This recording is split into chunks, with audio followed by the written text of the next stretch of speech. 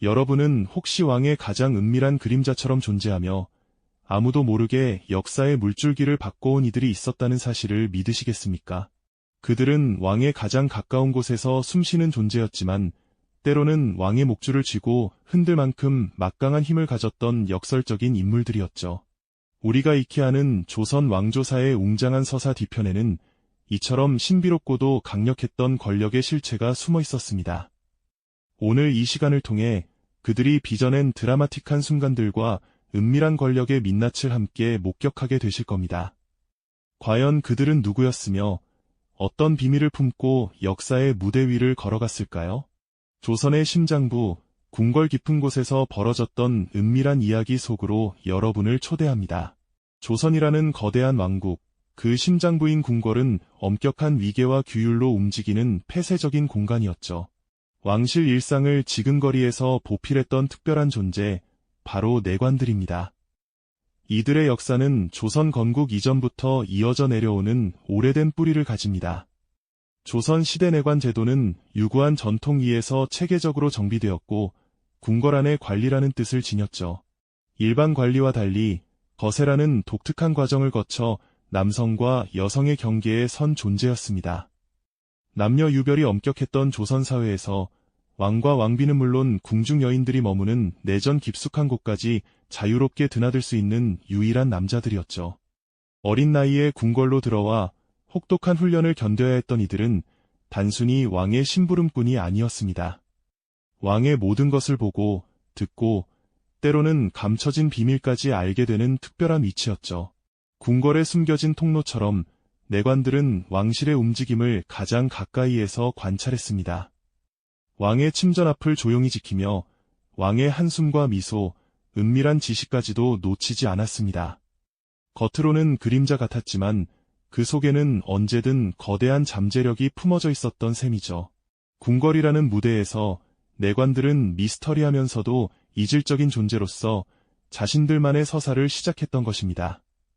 시간이 흐르면서 내관들은 왕의 일상생활에 깊숙이 파고듭니다. 아침에 왕을 깨우고 수라상을 올리며 잠자리에 들 때까지 왕의 하루는 내관들의 손길 없이는 불가능할 정도였죠. 이 과정에서 내관들은 왕의 가장 사적인 순간들을 공유하며 누구보다 왕의 성격과 습관, 심지어 은밀한 취향까지도 꿰뚫어 보게 됩니다.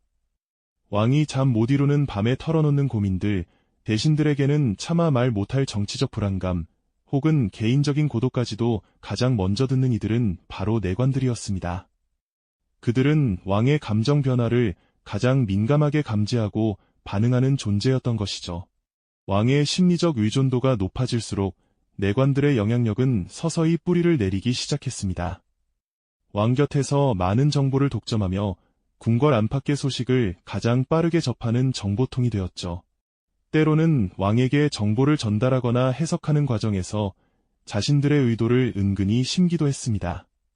왕이 내관에게 은밀히 속삭이는 모습, 내관이 그 지시를 받들어 의미심장한 표정으로 궁중 소문을 듣고 전달하는 모습은 긴장감을 자아냅니다.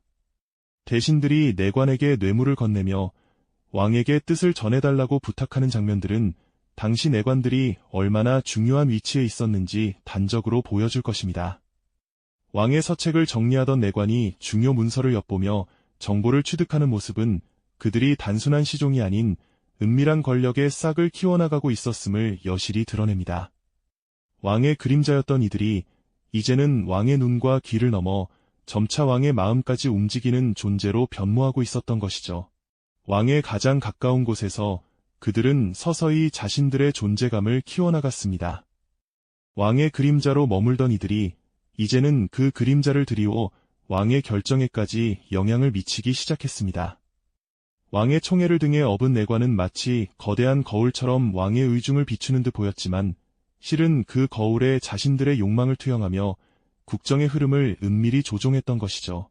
왕의 귀에 속삭인 한마디가 곧 나라의 법도가 되는 기묘한 현실이 펼쳐지기도 했으니 그들의 힘이 얼마나 막강해졌는지 짐작할 수 있습니다. 때로는 왕의 결정을 좌우하는 데 그치지 않고 강력한 권신들과 손을 잡고 나라의 판세를 뒤흔드는 일도 서슴지 않았습니다. 궁궐의 깊은 밤, 내관과 권신이 은밀한 장소에서 모의하며 정세를 조작하는 모습은 상상만으로도 등골을 오싹하게 만들죠. 왕의 눈과 귀를 가리고 백성들의 삶에까지 영향을 미치는 치명적인 암투가 바로 그들의 손에서 시작되었던 것입니다.